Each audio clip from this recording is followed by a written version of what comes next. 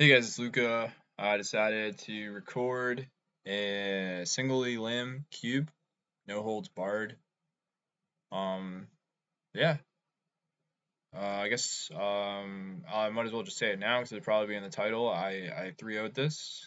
I thought my opponent's decks weren't very strong, and I thought my deck wasn't very strong. But that's kind of the beauty of playing a single Elim is like if people are not opening good stuff, like everyone's deck is going to be a lot more balanced than if you play the regular queue for Vintage Cube. So let's just get into it.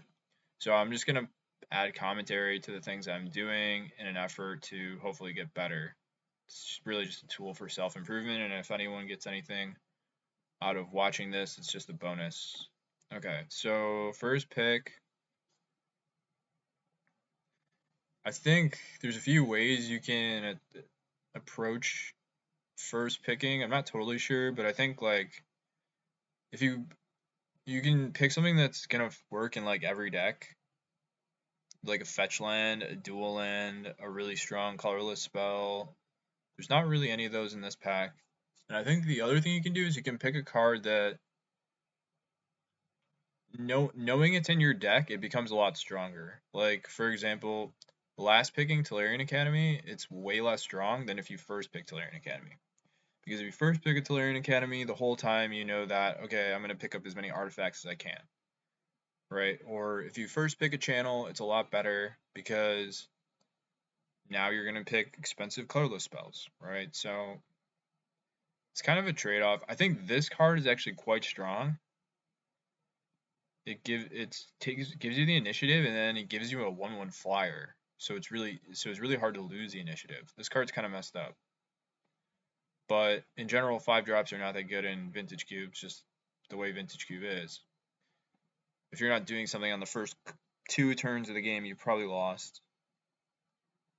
So 5 drops, I think Atali's really good. I think reanimation creatures that you could also play with like a Mana Vault or a Dark Ritual, because there's plenty of games you just randomly have 7 mana, or maybe you have like a Soul Ring or something, or Mana Crypt. There's just a lot of games that your reanimation target also doubles as just a good 7 drop. So I think some of the 7 drops that end the game are really good. I don't understand why this is in the cube. It feels like it's trash. Maybe I'm missing something. Um, so yeah, so I picked Tolarian Academy. I think it's like it could be a complete blank if someone else is drafting artifacts. Tolarian Academy is pretty bad, but the upside is so high, and I'm not really like missing anything. This pack is like not very strong in my opinion. I don't see, but there's a lot of artifacts. So I pick a Tolarian Academy. I'm like, okay, I'm gonna wheel either the Gadgeteer or the Mox Opal, and somehow I wheel neither.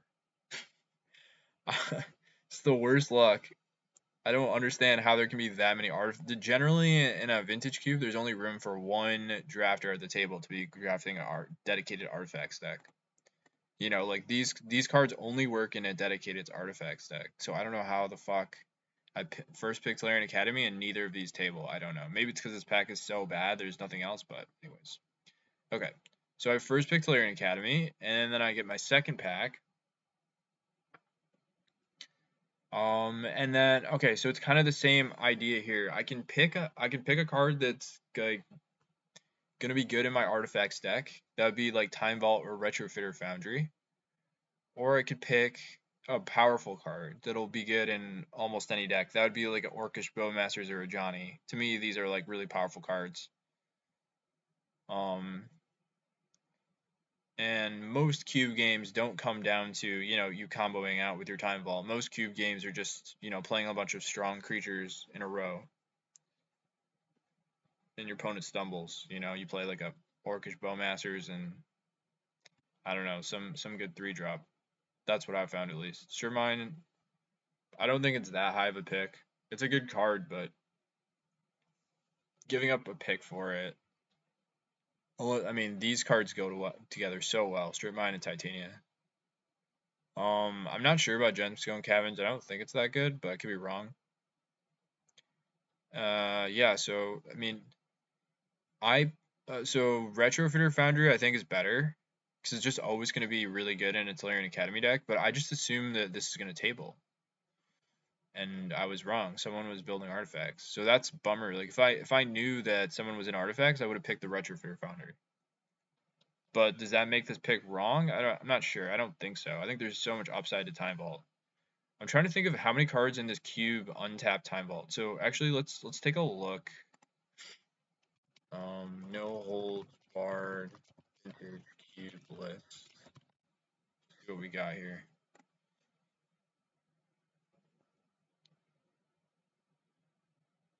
Does it even say here?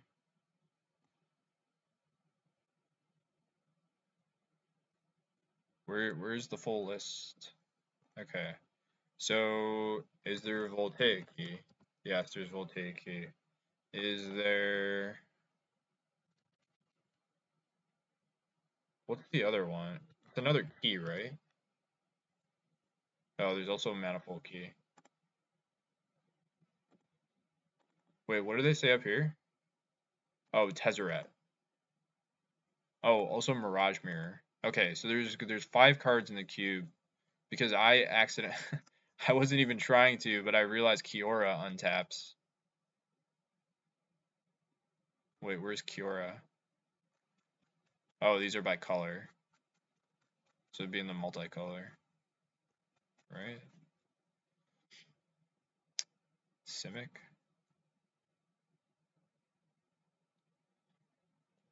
Kiora. Wow, that Kiora is really big. So yeah, I guess there's 5 cards that untap it, unless there's something else that I don't know. So I think picking Time Vault early, it must be good.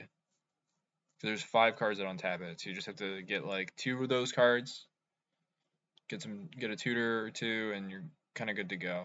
Tezzeret's insane. And in fact, I saw Tezzeret, and I'm like, I'm sure no one's gonna pick Tezzeret because I have the Time Vault. So why would you pick Tezzeret? But someone picked the Tezzeret. So anyways, I picked Time Vault. I mean, everything worked out. I actually played against the guy with Tezzeret, and it was awful in his deck. So I guess that's cool. Okay, this is my 3rd pick. I always love Relic of Sauron. I don't know if I'm right or wrong about this card. It's really good with a lot of cards that I love playing, like Mishra's Workshop. It's really good with Mishra's Workshop. It's really good with Upheaval. And in this draft, I do get an Upheaval. It's really those are probably the cards that like put it over the top. Otherwise, maybe it's a bit slow, but it's just like it's acceleration. But not only is it acceleration, but later in the game, it's going to draw you your whole deck. So it's also like filtering and card advantage in the late game, and it's color fixing. If you're playing blue, black, or blue, red, or all 3, it's also going to be color fixing for you. So I just think this is a pretty strong card. Jace is also a super strong card, I've found. Other cards here, like this guy's really good, but again, you're probably not going to put it in a deck with these cards. Sword of the Meek should table. Sword of the Meek I don't think is such a great combo. It's kind of something I'll put in my deck if it tables, then I might look for the other piece, but I'm not Urza's Bauble with Tolarian Academy. I don't know. I'm not high on Urza's Bauble. Maybe I'm wrong about that. In hindsight, I ended up being blue-green, so this Talisman might have been better, but I think that's a pretty good pick given what I have. So I picked the Relic of Sauron. This pack just seems like pretty bad to me. I know I'm blue. I'm most likely going to end up with the blue deck. So I took Thassa's Oracle. Just because I feel like these types of cards are good in Cube, and this is especially better in this version of the Cube because there's Demonic Consultation. And spoiler alert, my opponent, someone else took the Demonic Consultation, even though I have the Thassa's Oracle. Again, I just don't understand what these people are doing. It sounds like I'm complaining a lot, but that is just so many things went wrong with this draft in terms of me picking up the combo piece and not getting the other combo piece. But I picked Thassa's Oracle just because I don't feel like I'm giving up much here. Dismember is maybe a card that'll be good in any deck I play, or maybe like Dark Slick Shores, but I don't really know if I'm gonna be blue black. In general, artifacts, blue white is pretty good artifact deck. There's a lot of white artifacts, and balance is one of the best cards you can have in an artifact deck. Um, also, the 1 mana artifact that exiles a permanent with converted mana cost 2 or less is really good. With a card like Tolarian Academy, it's just completely insane because it's a 2-for-1 in some sense. So I'm not totally sure at this point of the draft if I'm gonna be playing like what my other color will be with blue. But I take Thassa's Oracle. Here again, there's just like no cards. I must be the person to my left like opened a good artifact and was like, I'm playing an artifact decks or something. Because I'm just seeing nothing. Shorkai is pretty good. Maybe I should have taken the Shorkai here. But again, I wasn't really sure what colors I'm going to be. I thought about Magda as well. I think Dreams of Steel and Oni is pretty good. Hitting artifact or creature is really good in this cube. It's almost always going to hit. Generally playing a discard spell on turn 1 is really good in this format. Just because you know what your opponent's going to do and you get to disrupt your opponent on turn 1. Sometimes a hand just completely falls apart if you take out like a Mox or something. So I took Mystic Forge here because I figured I'm probably gonna get stuff to untap my Time Vault, and if I'm getting artifacts to untap my Time Vault and I'm building artifacts around Tolarian Academy, Mystic Forge is probably good. So I'm kind of going all in on the artifacts, and it turned out to be not great. Just because I was getting cut super hard. So my next pick, I can Expedition Map. Expedition Map is very good with Tolarian Academy because if you already have the Academy, it gives you more mana, and if you don't, you can find the Academy. It is pretty slow though, right? You turn 1 map, turn 2 crack it, turn 3 Academy. Generally pretty slow, but if your deck is very good with Academy in play, you probably want the map. And also, I'm assuming this is going to table. Again, it doesn't table. Yeah, so I think my choices here are between Karn and Toxic Deluge. Pyroglyph is also just very good. Same with Teferi. These are cards, like if I'm red, I'm always playing a Pyroglyph. I can almost already splash it. I only need like a couple more red sources because I have this, but I think Toxic Deluge is one of the best cards in this cube.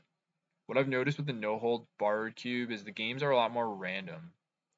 Decks are less consistent, and since decks are less consistent, there's more games that get to a point where people are just killing you randomly with creatures. Additionally, like your typical creature deck doesn't have any good response to a sweeper. So I found Toxic Deluge to be very good in this cube, like better than it normally is in Vintage Cube, and it's already pretty good in Vintage Cube. There's just less combo decks in this. And if they are, they're maybe comboing with creatures. I don't know. For whatever reason, Toxic Deluge has just been very good for me in the no holds barred. So I grabbed that.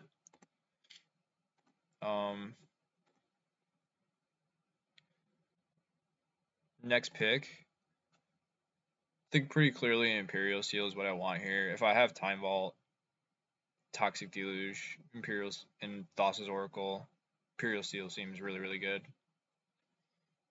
This card is just fantastic anytime you have 2-card I win the game combos in your deck. Or a sweeper. Although it is pretty painful and pretty slow with Toxic Deluge. So I would take that. I think that's a pretty clear pick. In general, so when this pack came back to me and none of the artifact cards were there, the Mox Opal wasn't there, and the dude that makes clues wasn't there, I was like, oh my god. And I almost picked Celestial Colonnade, but basically I look at this pack and I'm like, okay, all the green came back. I'm probably, because I almost always draft what's open in cube. I don't like try to force stuff. So especially since you can splash, I like to play 3-color decks I've found in cube.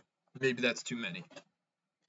But since I'm generally falling out a 3-color deck, I just go for what's open, and whatever deck is open, I'm gonna get a lot of fixing for free, in late picks, and I'm gonna get a lot of like filler cards for free in the late picks, like here.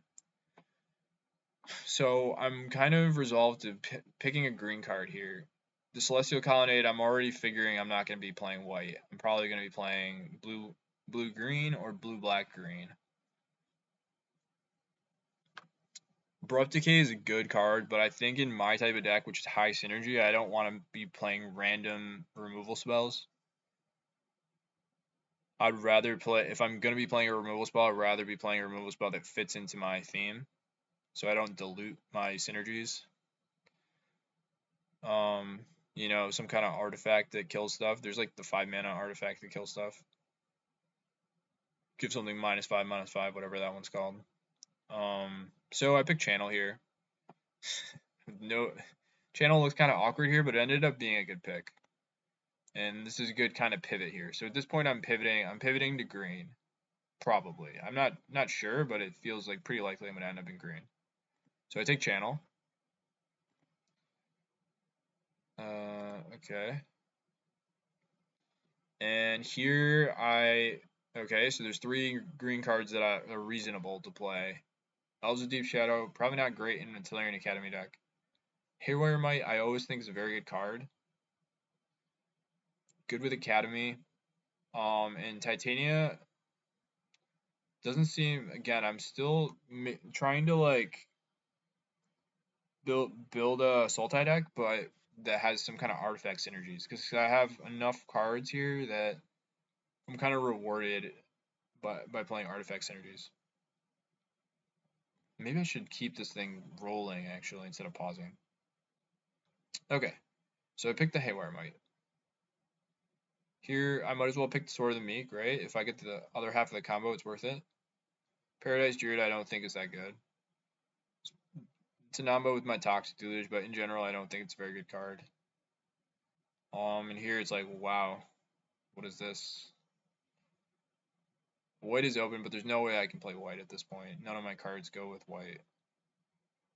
Generous End is a very good card. So that's the kind of thing you get, and also Questing Beast is a very good card. So that's what happens when you keep yourself open is, your 13 and 14 picks are very, very good. Like to me, Generous End is an extremely good card. All the land cyclers are really good. It's like a tap dual land, but it can also be a good 6-mana spell. And even with Channel, I could even channel and on turn 3, stuff like that. It's not amazing, but a lot of games are going to be won with kind of randomness. Okay, green white's completely open, but I just can't play white, I don't think. Okay, let's wait for this Wooded Foothills to get out of the way.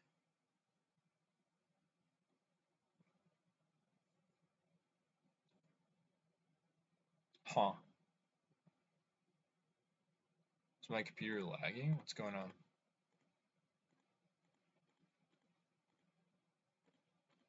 Oh no.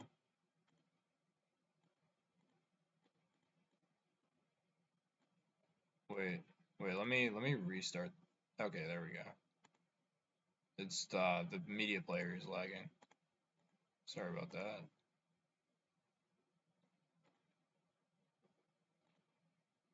Okay, here's my first pick. Wooded Foothills doesn't grab anything. It's generally a good card. Pillars of the Bog, something interesting, kind of thought about. A little clunky. Spring Card and Tuco, I think, is a very, very strong card. It's good in early game. It's also like a good 2-drop, and it's also good late game. You can copy any creature. I've just found it to be a generally powerful card. Hull Breacher is also very powerful. I just picked the Hull Breacher because I think it's just a really good card. And creating treasures kind of synergizes with Tolarian Academy, but generally just a good card. Although I don't know, it's never been that good for me. So here, like Troll is good. Grist is good. I don't think I'm missing much else. Tameo potentially can get you your combo. But I don't know. I think I picked Grist here. I like Grist. I think it's a good card.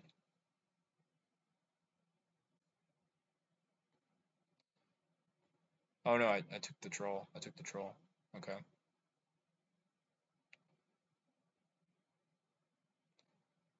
Urborg is really nice with Tolarian Academy, and I just like these lands in general. This one and Yavimaya. What's good here? Hex Drinker is a really good card. Limdal's Wall, I don't think is quite that good. Just takes so much damage from it, and it's like slow. I think I take Mystical Tutor here because I'm hoping to get the card that combos with Thought Oracle.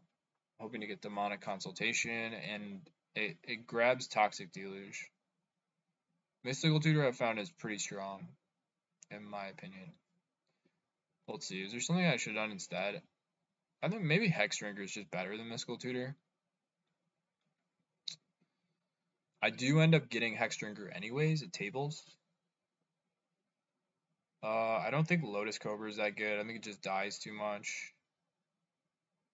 And if I'm playing a high synergy deck, I don't know if I have space for a card like Duress. So I think it's fine to pick Mystical Tutor here. I end up getting an Upheaval in this draft, so it ends up being very good. So here, I'm like this Tezzeret is clearly the better pick because I have Time Vault, and it seems really good with Time Vault. You just find it and then untap it. But I was like, hey, I've got Generosent, Troll. The Tezzeret's probably in a table. Bayou's definitely not, so I took Bayou here instead of Tezzeret. But maybe that was a bad pick. I just figured who would take Tezzeret if I already have the Time Vault. I think that was the correct logic, just one of my opponents decided Tezzeret was good in their deck when it wasn't. Okay. So in my opening pack, there was the card that combos with this, so that's kind of scary. Spoiler alert, I lose a game to that exact combo. Tropical Island is great in my deck. I have Generosent. Emperor Bones is just a very strong card in general. Whether or not your deck has any synergy with this card is just kind of messed up. Lorien Revealed I also think is a messed up card, but more so if you have a lot of mana acceleration, which my deck doesn't have. So I just take the Trop.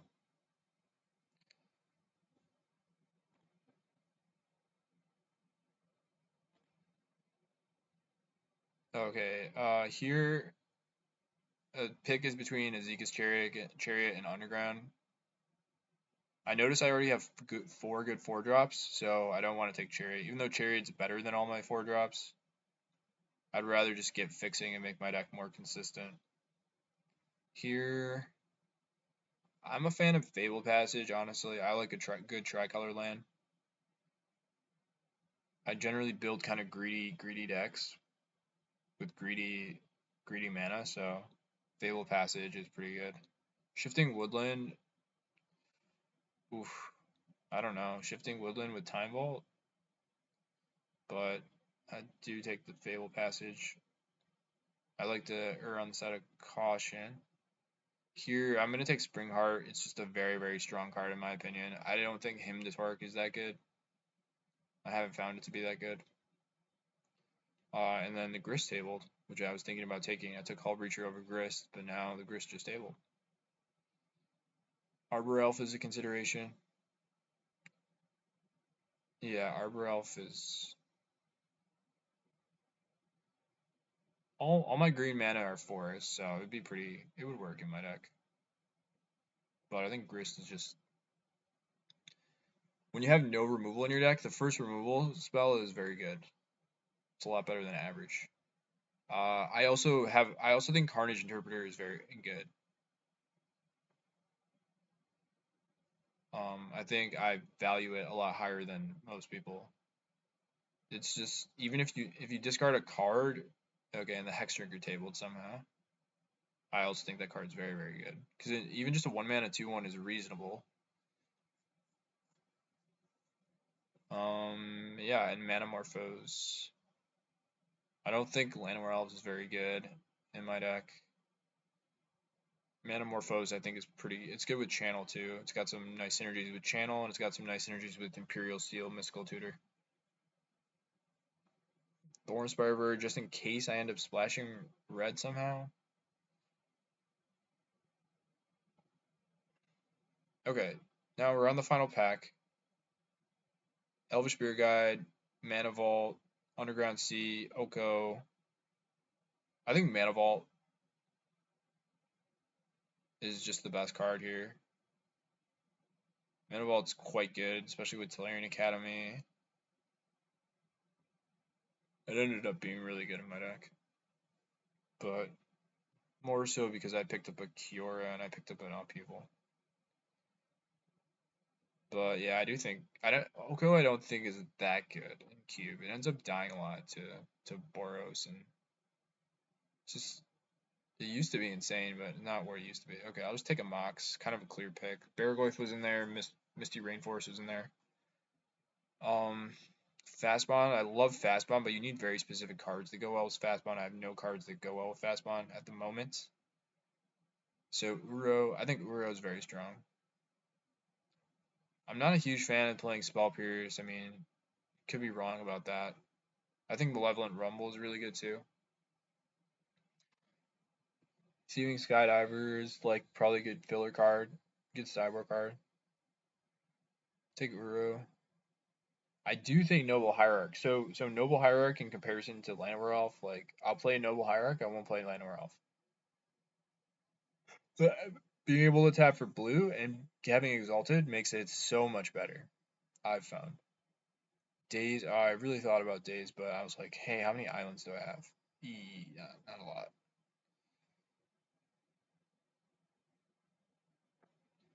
Grim Monolith, it's not that good in my deck.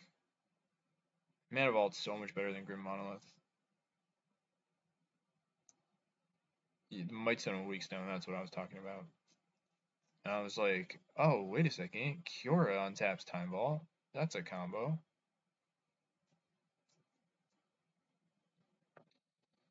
So I picked Kiora. There's also a lot of random creatures in my deck that have 4 or more power. That's what I was looking at. Like, how many creatures do I have with 4 power?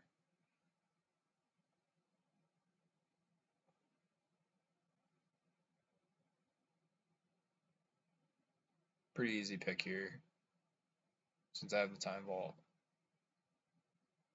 Llanowar Elves, Creeping Tar Pit. I think I just take Tar Pit, call it a day. I feel like you can never have enough fixing. Triplicate Titan goes well with Channel, but I mean that's kind of a sketchy one to channel out because there's a lot of ways they can like bounce it or exile it.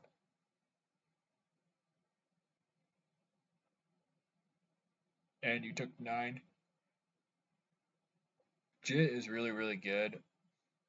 I was thinking about Pestermite untaps Time Vault, but that doesn't seem very good. And then I was like, oh, Nexus is becoming. I don't have any 5 or 6 drops, so having just one in my deck seems reasonable, and it works well with Channel.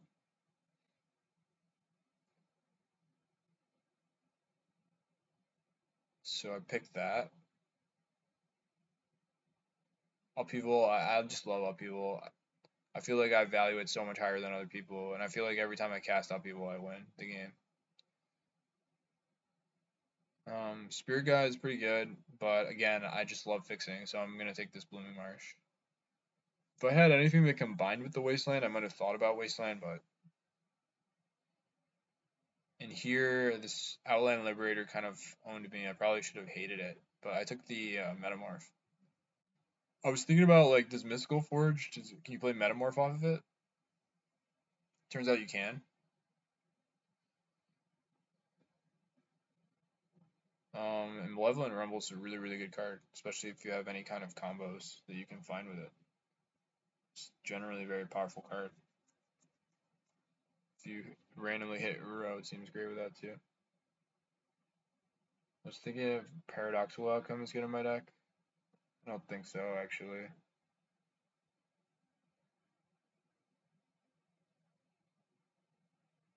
Sylvan Library seems like a good sideboard card against decks that can't pressure your life total. And then I think I took the Crater Maker just in case someone would be decent against my deck. Okay. Now it comes to building the deck. So you have to decide Like this Time Vault, yeah, the Fast Oracle does nothing. Sword of the Meek does nothing. So many cards that didn't end up working out. Couldn't get the other half of the combo. Those are my 3-drops. These are some 4-drops.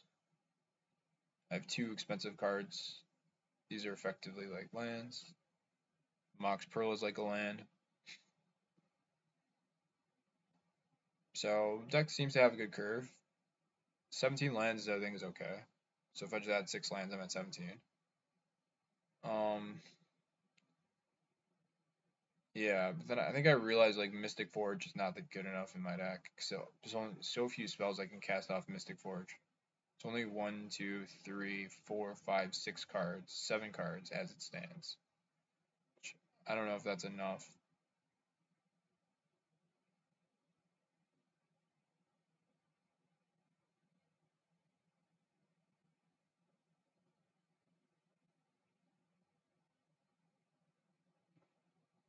So I'll just get rid of this Mystic Forge.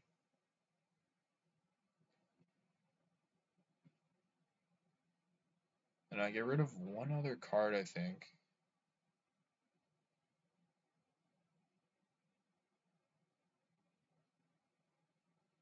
Maybe I got rid of the Grist?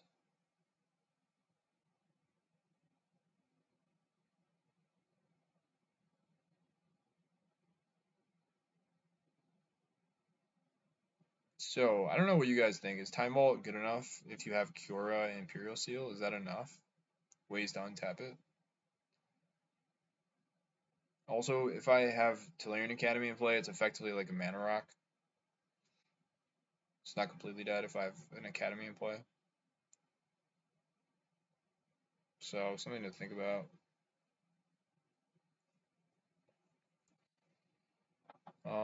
I end up playing this Open Oddity because I just think so many games end up in random combat damage as opposed to like a combo or something.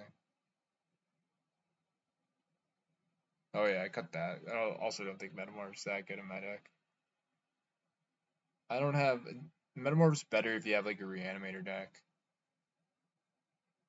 I could copy Nexus of Becoming, I guess. I just don't think it's that good in my deck, but maybe I'm wrong. I thought about the outcome. I ended up cutting the outcome for Albenwald.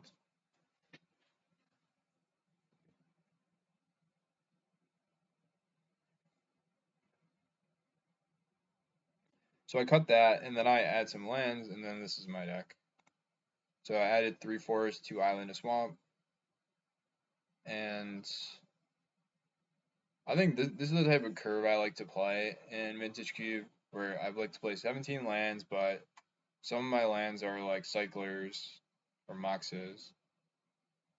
I like to have a lot of 1 and 2 drops. You know, here I like 10 is a good amount. And then I like to have maybe like 5-ish 4+ drops. So this is pretty typical of what, and then a lot of 3 drops.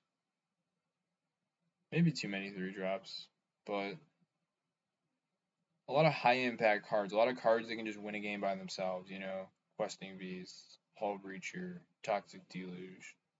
They're just bangers. Uro, Carnage Interpreter. Cards that can, you know, even cards like Springheart and Antuco can kind of win the game on their own if left unchecked. Just a lot of, just most Vintage Cube games are just scrappy. Like, neither deck is doing exactly what it's supposed to, and you just win with random combinations of cards. So I like to have more powerful cards in those situations. And as always, I like to screenshot my deck so I can refer to it later. Okay. This was kind of a fun match. So this is match 1. And I have the combo. I have Time Vault plus Kiora, but he breaks it up. Turn 1 discard spell. Dread Fugue. Personally, don't think this card is that good. I guess it's good if you're on the play, but on the draw, I think it's pretty suspect.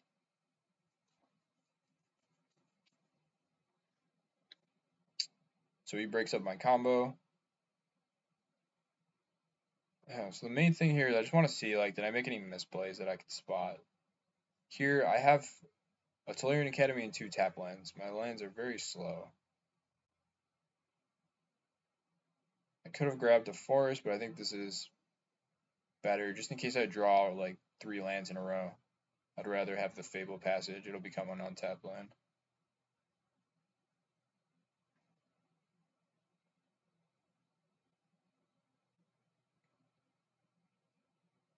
So play these. Drew Upheaval, not great.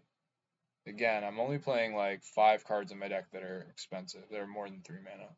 So there's only 3 left in my deck of expensive cards.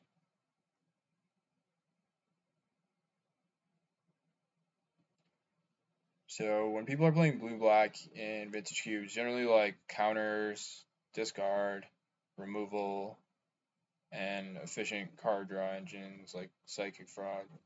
In this case, Recurring Nightmare. I can kill this Recurring Nightmare though with my Haywire Might. But I want to keep my Might in play as long as possible. So was I supposed to just play Kiora here?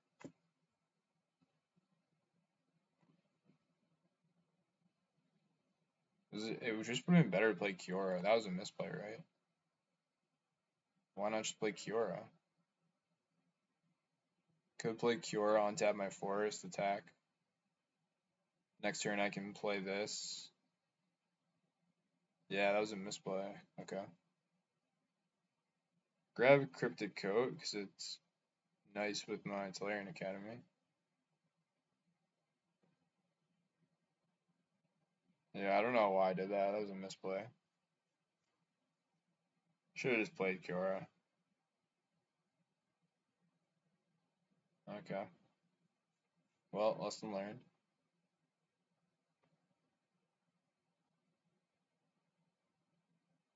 Now, opponent has really good turn 4. They play City of Traders, and they play that really good 5-drop. I do think my opponent punted this game. I think they could have won.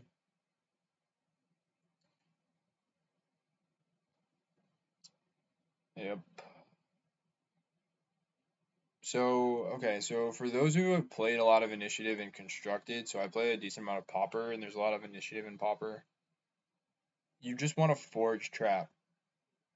Like, don't mess around with this stuff unless you have a very specific reason why. Like 95% of the time, you should just Forge Trap. It's tremendous pressure. It's 2 1/1 counters and then 5 damage. The game's usually over by that time. But for whatever reason, he goes down this path. I feel like there are some people that play Cube that just haven't played like constructed formats with the initiative, and they just go down this path for some reason. They don't realize like how fast you can kill someone going through Forge Trap. So he gets a 1/1. Okay, so I have a lot of options here. I draw Bayou. So I can Tar Pit to get the initiative, but that seems kind of like a spew of resources.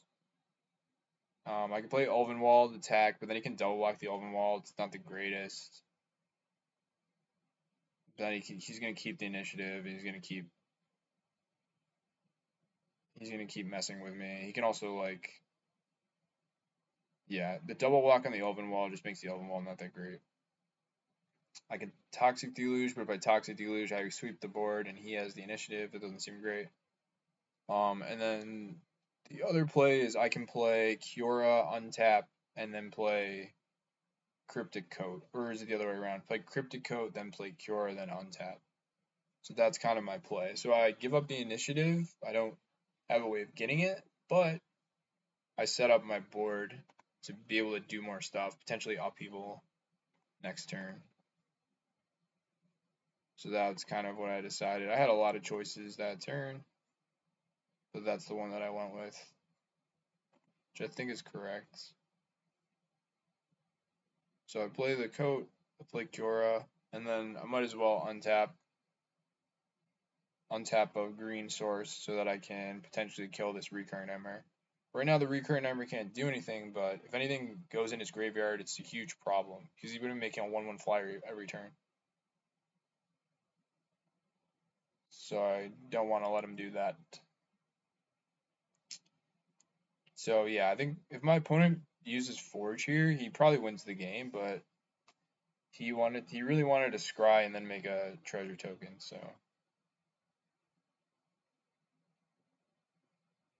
that kind of cost him.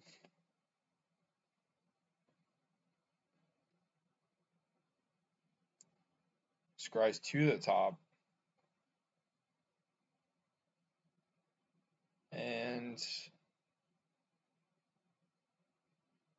he has Grief in his hand. I know this in hindsight, or with hindsight. But he doesn't want to cast Grief. He probably thinks he's going to Recurring Nightmare it back. But I'm like, I have a Haywire Might. So maybe that was another punt on his part. He could have just cast his Grief. But he's trying to bring it back to the Recurring Nightmare.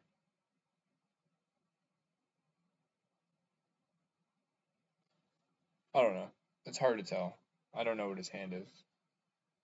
And I know what my hand is. He doesn't know what my hand is, so. But it did feel kind of like a spew. So he discards his Grief to the Bitter Triumph.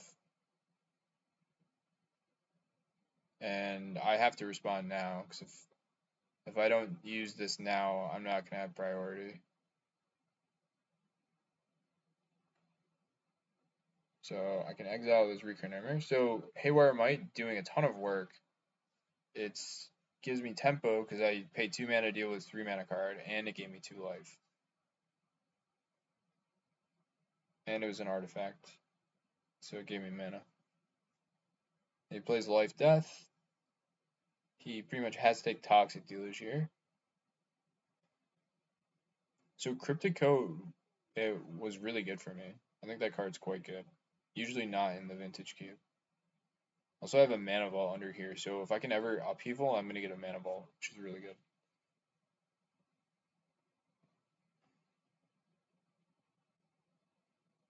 It's pretty much forced to take my Deluge.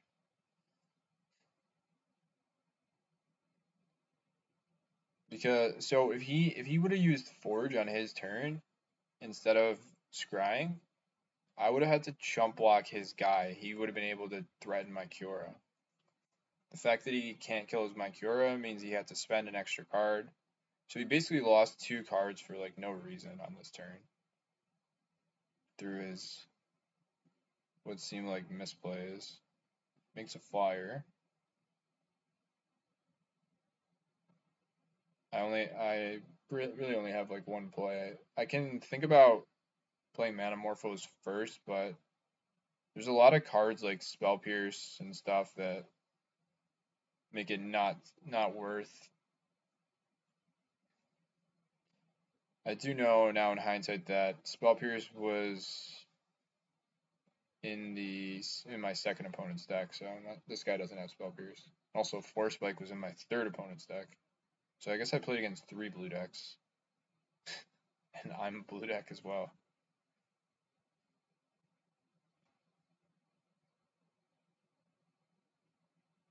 Grab an island.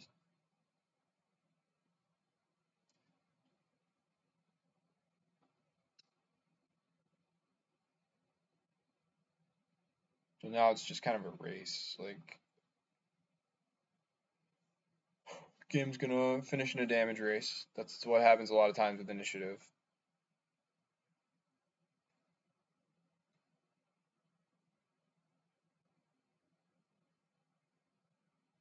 I'm reading my card, I don't know why. Oh, I'm trying to see if I can flip up my card. I can only flip it up if it's a creature. So I can't flip up my Mana Vault.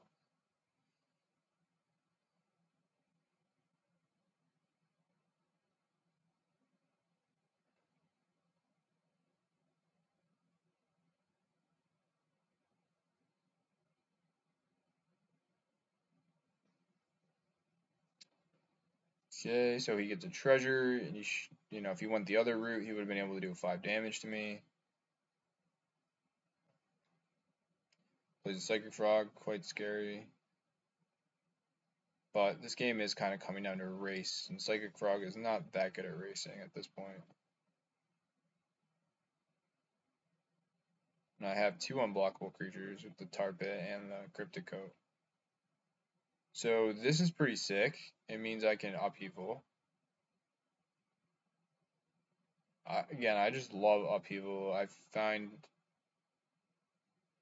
so many games you upheaval and then you just get to play a Mox and be the first one to play land, and that's usually like enough tempo to shut your opponent out of the game.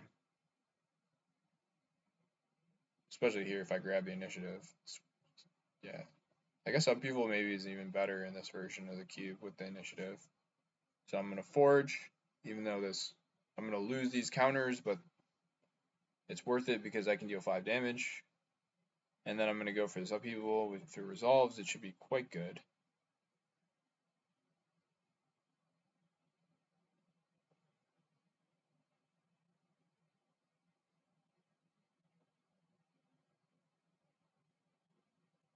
Just trying to think of like what to leave up. I don't think it matters.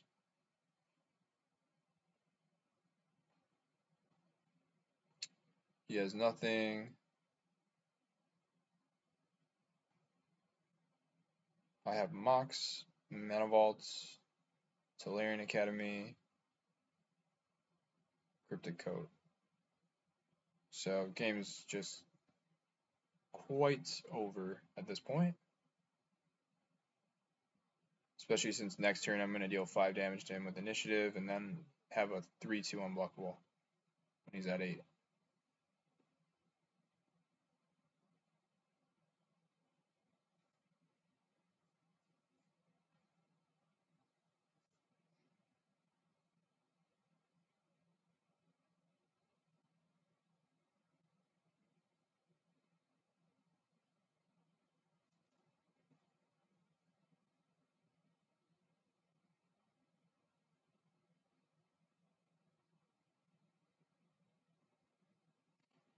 Okay, he drew a Mox, so that's pretty good.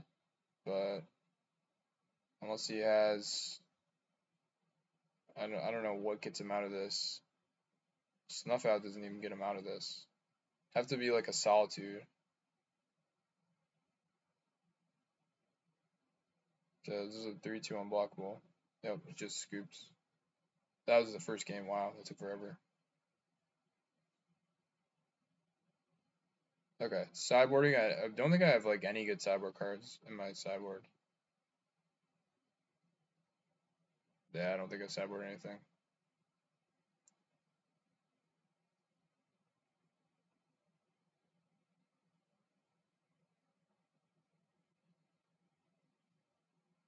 I'm kind of checking to see if there's anything worth sideboarding. I don't think there is.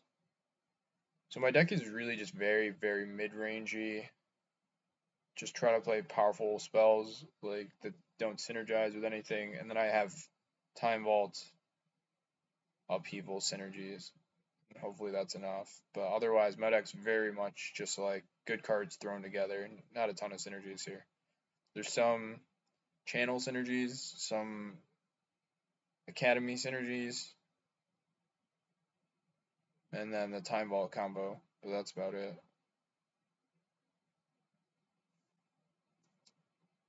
This hand seems really bad. Should mulligan this. Oh, I keep.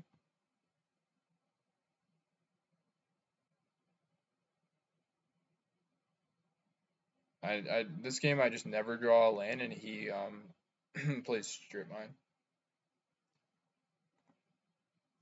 He strip mines, I just never play a spell. So game 3. I get pretty lucky this game. It's kind of cool. I think this hand's no good. 4-drop, 4-drop, 4-drop. I have all my 4-drops. Mystical Tutor is not great here. I can't like Mystical Tutor for channel or something. So mulligan, this hand seems great. I don't want this Toxic Deluge. I think you should mulligan pretty aggressively in Vintage Cube. If your hand doesn't do something specifically by turn 2, you probably just want to mulligan. It's the sad truth of the state of Magic these days. Mulliganing is pretty OP. So this is pretty good. He needs to deal with this immediately. He plays this card. I think you should probably side it out if you're on the draw. I don't think it's very good on the draw, as you see here. And I top deck Mana Ball, which is so insane with Kiora. I didn't even realize the synergy, but yeah, Kiora Mana Ball is nice.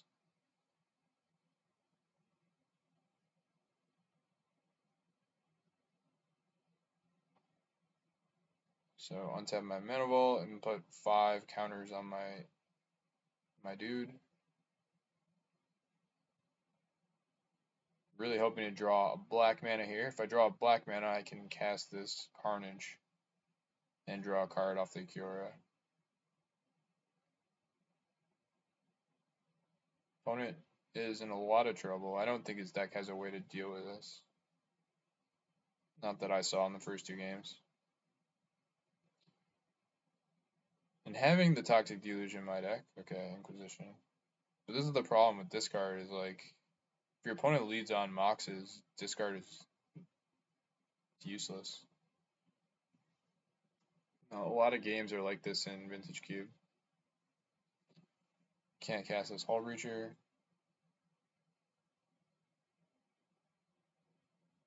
Might as well untap the Mana Vaults.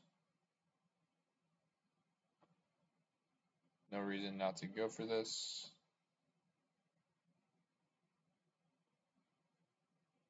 Again, so many games of Vintage Cube are just random, right? So that's why a card like Hexdrinker is good.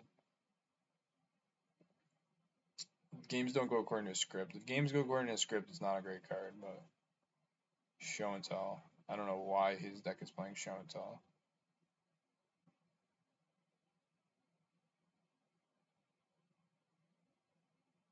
Just, yeah, I don't see why you would play Show and Tell in that deck.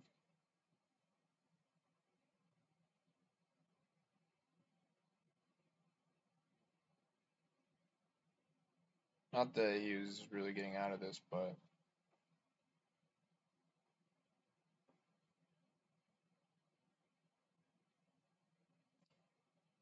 yeah, so I'm going to get a Swamp here from the initiative, which is perfect. Then I can cast this thing.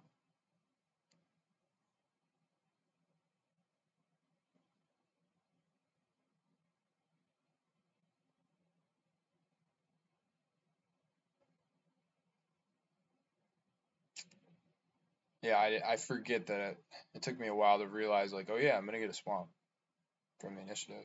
I was thinking about cycling this, but why cycle it if I can cast it?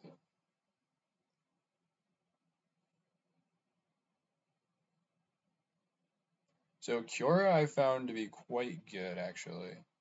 Because enough cards are going to draw you, and it's kind of like a mana rock, and then it randomly does ridiculous things with like Mana Vault, Time Vault. Just very good. I'm going to draw another card off this Questing Beast if he can somehow deal with my Hex Drinker. I'm thinking about whether I want to untap the Vault or the Hex Drinker. But I think I have enough blockers I can just untap the Vault. You could also untap nothing, is another choice. But I think untapping the Vault is the best thing. So that's what I do. And I believe my opponent just scoops. Doesn't have a way to deal with this nonsense. And that is Vintage Cube. I feel bad for my opponent because if I didn't top deck the Mana Vault, it might have been a very different game. But that's the way she goes. Very random format. Not that much fun. I'm just kind of playing it because I need to use up all my QPs. So I'm practicing. I'm going to do like 20 something drafts with my QPs in the following days. Okay. I forgot to record the second game. Sucks, but let's just go to game 3.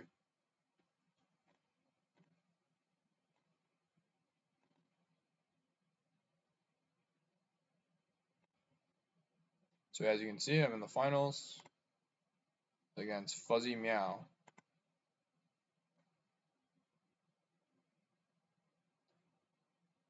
hand's not great, but I think it's good enough. I'm not gonna mulligan this. Has a mana vault. Mana vault's pretty good. I also have channel plus Manamorphose. The cards work well together. It lets you play more cards off your channel.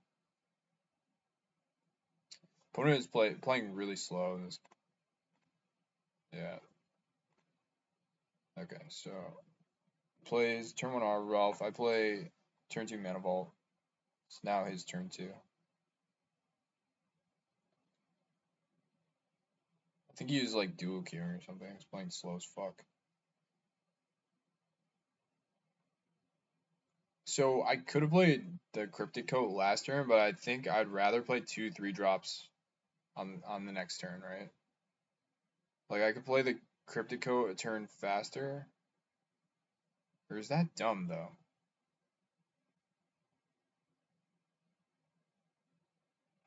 Oh, that was dumb. Why would I? Yeah, that was a mistake.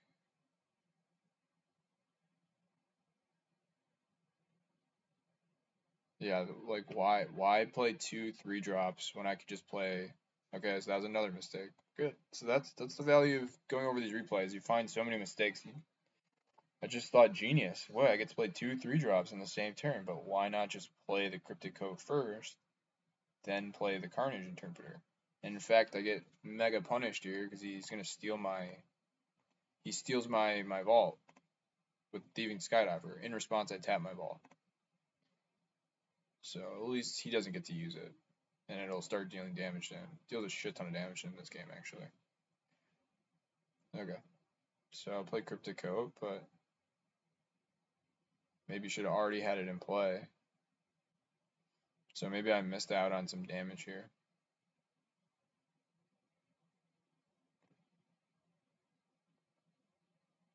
So I decided to first Manamorphose just to see if I draw a better 3-drop on the off chance.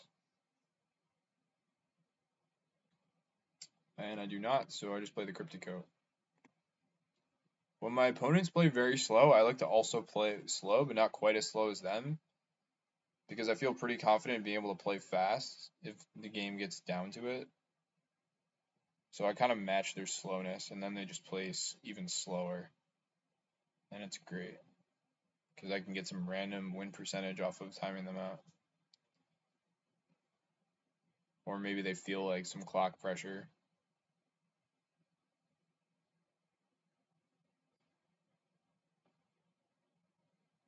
So I'm thinking about this Imperial Seal. What do I want to get with it? One option is my sweeper. Toxic Deluge. But then I just draw the Toxic Deluge. Ask and you shall receive. Now I'm thinking, do I want to Toxic Deluge for 1 or for 2? And I think I want to do it for 1. 2 is reasonable. Other options are also I can flip, because this is a Haywire Might, so I could flip the Haywire Might, exile his Mana Vault, and then next turn Deluge, but that just seems like too slow. But that would really cripple him because then he wouldn't even have this.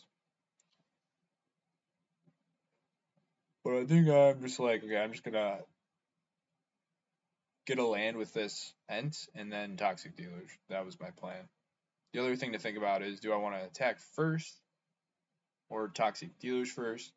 If I Deluge first and it works, I deal 1 less damage. But if I Deluge and it gets countered, then I would rather not attack first. Because then I would probably not want to attack. I'd rather just sit back and block. But I do decide that I want to get the 1 extra damage in, so I attack first. And then Toxic Deluge. I think that was correct. Even though it ends up going horribly because he has Force Spike. But I think it was the correct decision. Deluging for 1 is also slightly better if your opponent has Force Spike, because then you have +1 life. Okay, he never untaps this thing, which I think is a little bit of an oversight. So when you're thinking about untapping your mana vault, it's like you're losing one mana on that 1 turn, and you're losing colored mana on that turn in exchange for colorless mana. But then you're not taking a damage every turn, and also if you want to play like a 8-drop, you can do that. So I don't know, but a lot of people just don't untap Mana Ball ever. You know, especially if you don't know what your play is, like this might be a good time to untap your Mana Ball if you don't have anything else to do.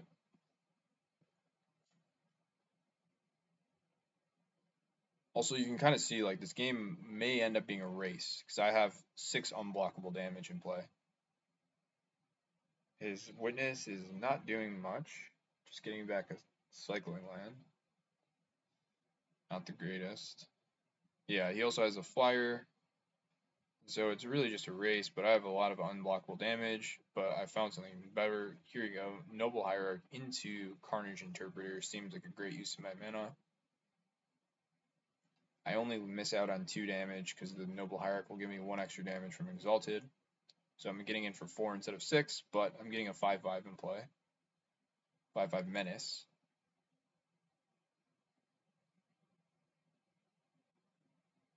And like one of the hugely relevant things here is he's playing blue-green. He's not going to have any reach. There's no pump. No burn. So him getting me down to 1 or 2 life, it's not a big deal. So it seems like he's really losing this race. I also have this Mana Vault doing 1 damage to him every turn. I lose my Imperial Seal, but hey, it's a good trade. I'll trade Imperial Seal for 4 clue tokens. I'm cool with that.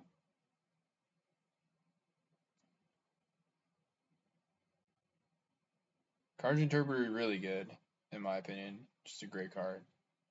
It's just like you just play it as your last spell. Like play your other stuff, then play your Carnage Interpreter. It's kind of like a 3 mana 5/5 with 4 clue tokens.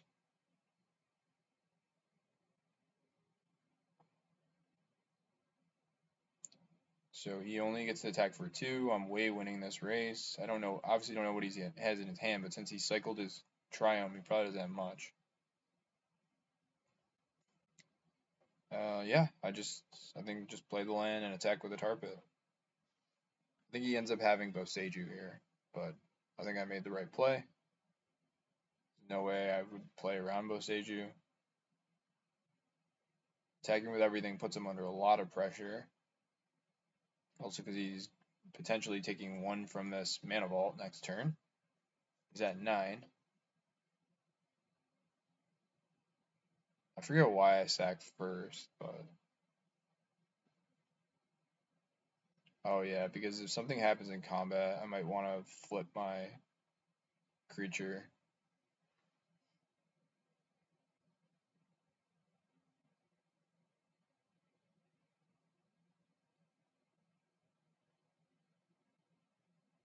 So attack.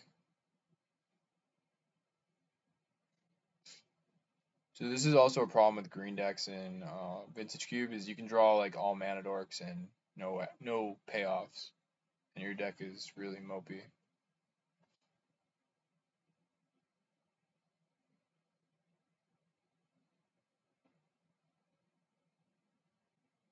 Like my average card quality is much higher than his, so he needs to leverage tempo and beat me with tempo, which is kind of hard because I also have mana acceleration of my own. I think upheaval is fine. I'm going to be drawing so many cards that I can probably afford to keep this upheaval. If he plays anything scary, I can just upheaval and get myself, it's like a get out of jail free card. Assuming my Hierarch survives. I think that's correct. So he Boseiju my guy, but he goes down. So now he's like, do I go down to 1 or do I triple block? Those are kind of the 2 best options. He decides to triple block. He's playing very slow. He's already down to 12 minutes. It's game 1. So he plays Fairy Mastermind in response to my clue, but I just clued again. Wait, I kind of skipped too far, I guess. He casts Elvish Spirit Guide, so he really just has nothing. His draw is he's quite flooded, not having great draws. I clue, and he responds to clue with this thing, which is annoying, but I have more clues, so I can clue again in response. And then he doesn't get to draw a card.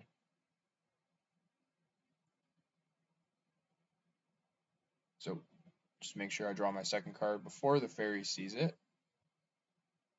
So he doesn't get a card, and now he's in a lot of trouble. He needs to top deck something very good, and he needs to untap his mana vaults. I draw Time Vault, it's completely useless, but I guess it does mean if I draw Kiora, I can win the game. I'm just thinking here, like, what are my options? Are do I bounce the Cryptic? Do I leave up mana so that I can kill the Time Vault because I know he's going to untap it, so I don't want to leave up mana so I can sack my guy, but I don't think it's worth it. I think I need to keep my unblockable guy in play. There's just so few cards that can kill me here for my opponent. So I should just, and that's the power of Noble Hierarch here. I got so much extra damage in from my Noble Hierarch. Exalted is quite good. So yeah, I think just attack here. Just crack my clue just in case I draw a 1-drop, like a Hex Drinker. Opponent's at 1, he needs to untap this thing. And hopefully I'm going to be up a game with him only having 12 minutes on the clock. And again, he's not playing red, like, so him being able to attack me down to 2 life doesn't seem like a big deal here. I think he just scoops. I don't know, maybe cycles something and then scoops.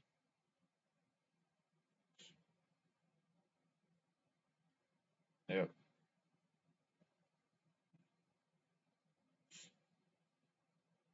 I don't know what he was trying to draw here, but yeah. Oh, I guess my opponent kind of messed up. He should have just cast his fairy like immediately the last game, right? Before I get a chance to do anything.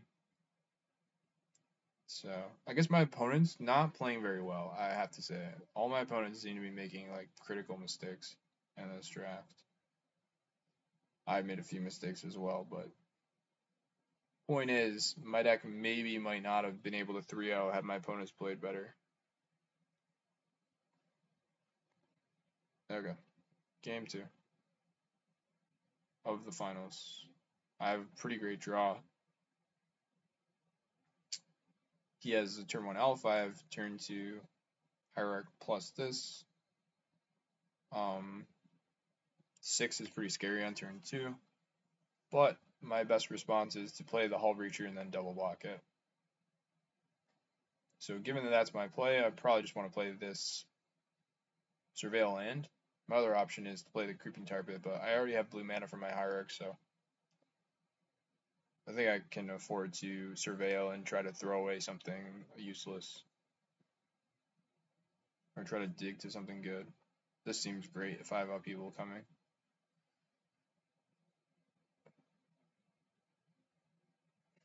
So opponent's gonna attack me. So maybe I should have decided out the Hull Breacher, but even just a random 3/2 for 3 mana flash is like not a bad card. And he does have the fairy that can draw him extra cards.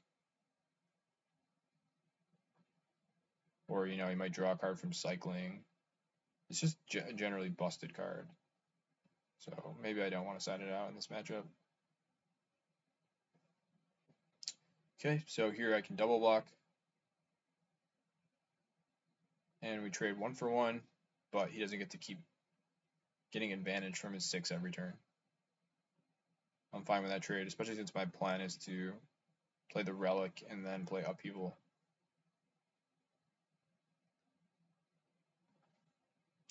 Now, I know he has Force Spike in his deck because he Force Spiked me the last game. So, I have to always play around Force Spike, which is super annoying. But there's just, if I have the ability, there's no reason why I would risk losing this Relic to Force Spike.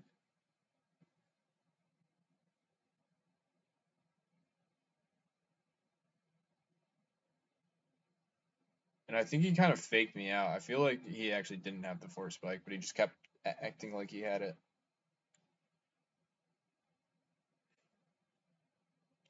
Kenai Curator is quite impressively strong. Ends up threatening me with 7/7 trample, and then it also ends up killing my Uro this game, like exiling it.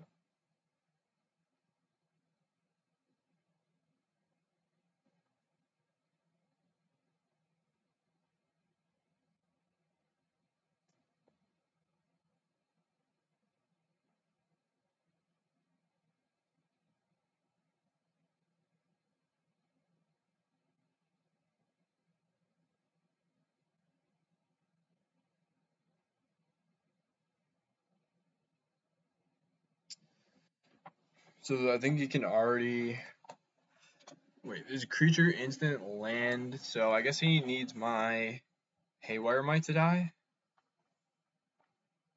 But I'm upheavaling soon, and this Haywire Mite can't kill anything, so I think I'm quite happy with this trade.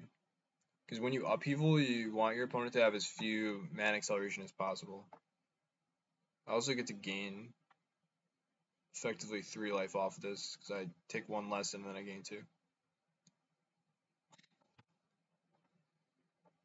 So I think now is the time to upheaval. I could wait a turn, but then more things could go wrong.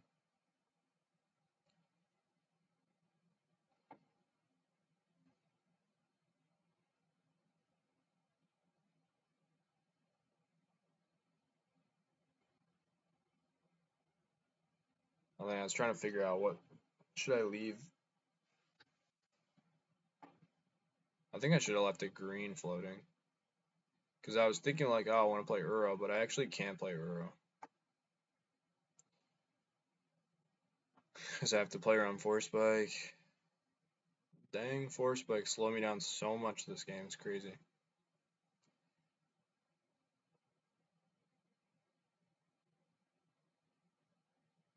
I really should have left up green, but I was confusing myself.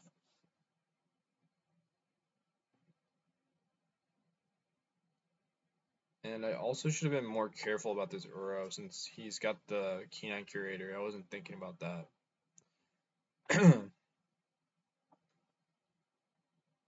Mistakes were made. So I can upheaval with 1 floating, which is important because he has Force Spike in his deck.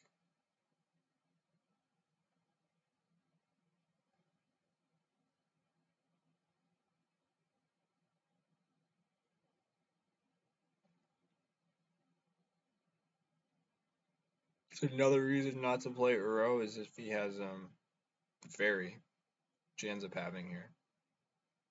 So here I think I just want to play. So if I should have floated a green, that was a mistake. If I floated green, then I can get to play a tap line here, but I didn't float green. So I guess okay, another mistake. Three big mistakes I've found so far going over this review. It's helpful. So I can play Hierarch, I can play the Pearl. I can see what he has going on first.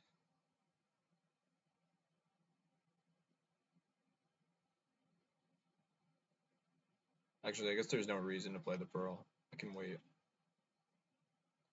So I'm assuming he's gonna play his Mana Dork, the Delighted Halfling, but he plays Island, so it's like, okay, you have Force Spike. I see your Force Spike.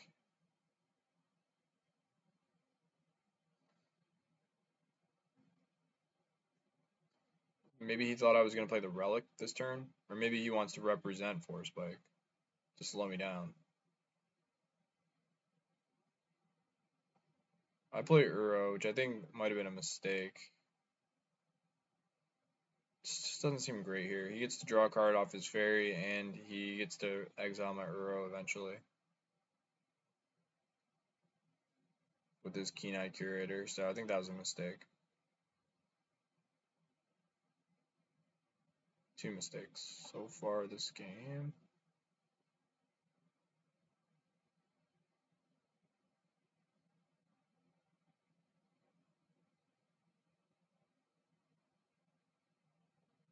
Fable Passage, might as well ban it. It's not doing anything for me. Get to attack for 1, no reason not to.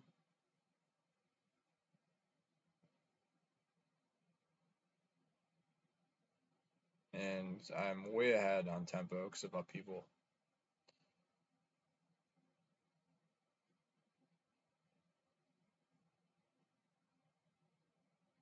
He has a Mox, so somehow people are drawing Moxes whenever upheaval, which is very annoying.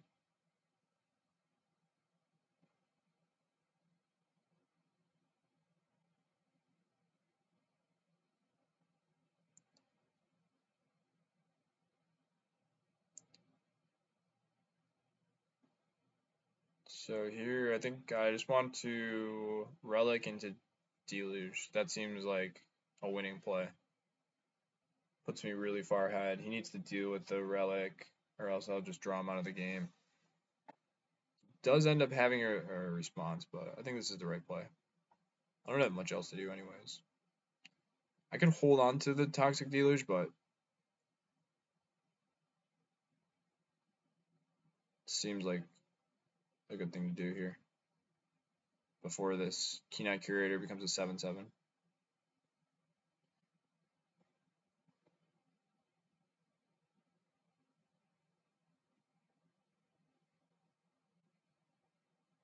Nope, my Uro.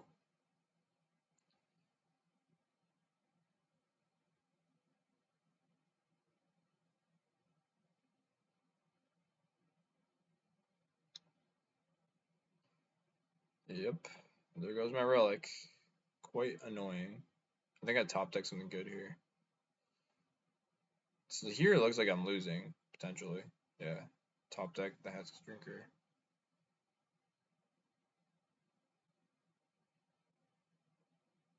Yep, not much to do here. Not much to think about. Just do this and play the Tar Pit. My other line comes in and play tapped as well. Tar Pit seems better in this iteration of the Vintage Cube because of all the Monarch and Initiative stuff going on. Been pretty impressed with the Tar Pit.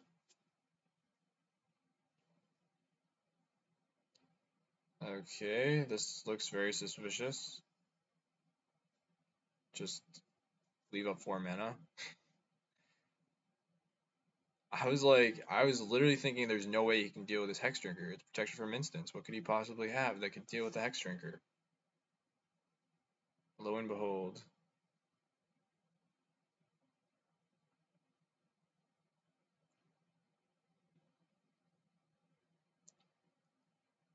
He has, I guess I should have been able to guess. He's got the land that bounces.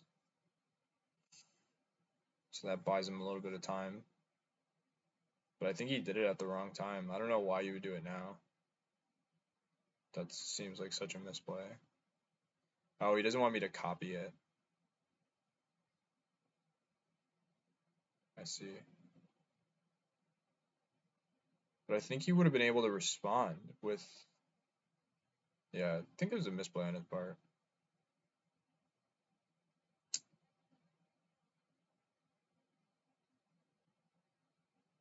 So yeah, he had Odawara. That was the 4 mana he left up. The suspicious 4 mana. He's in a lot of trouble. I could double lock here, but it seems like my guy's more valuable than his guy. But it's Nadu. His deck doesn't really have any way to boost the Nadu, not that we saw. Now just a race. I gotta kill him before his Nadu does Nadu things. Other options are like activating Tar Pit or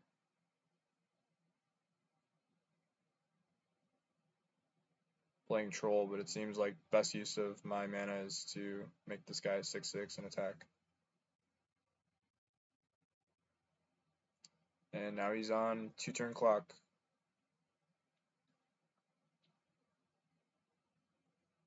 But if he gains a life, he'll be on a 3-turn clock. Okay, now I'll double block. Now I've seen kind of where the game is headed. Natsuko isn't doing anything.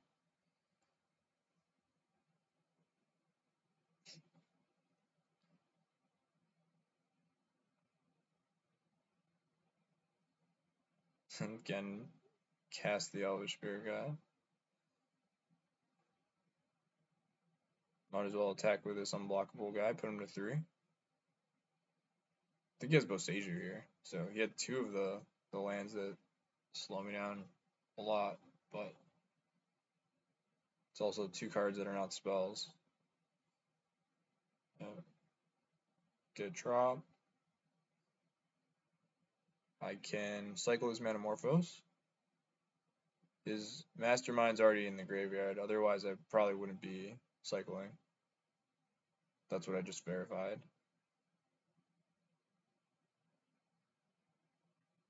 Draw Time Vault. I guess I'll play it. Can't see a reason not to.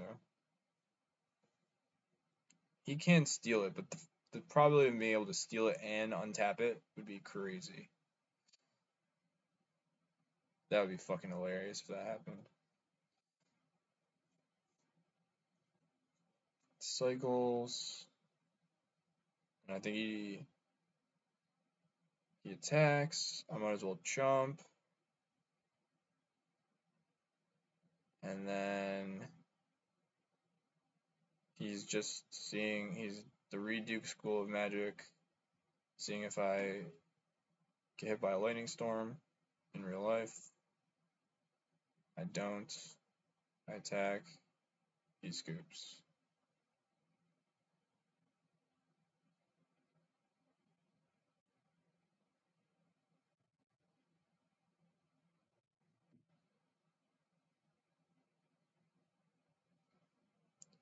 So, we got the 3-0. My opponent's decks were not that great, but that's kind of the nature of these, you know, everyone's deck will be kind of similar power level if everyone's opening shitty packs. Yeah, I think the pivot to green was really good. Some of my picks didn't work out, especially all the times that I assumed certain things would table and they didn't. I made a few mistakes, but I played tight in general, but I think there's like 4 or 5 mistakes that I counted. There are probably more that I didn't even notice. I hope you guys enjoyed this commentary. Again, I do these for my own purpose to try to get better. But if anyone watches the video and finds value, that's just wonderful. It's just extra. Thank you guys for watching, and I'll see you guys in the next video.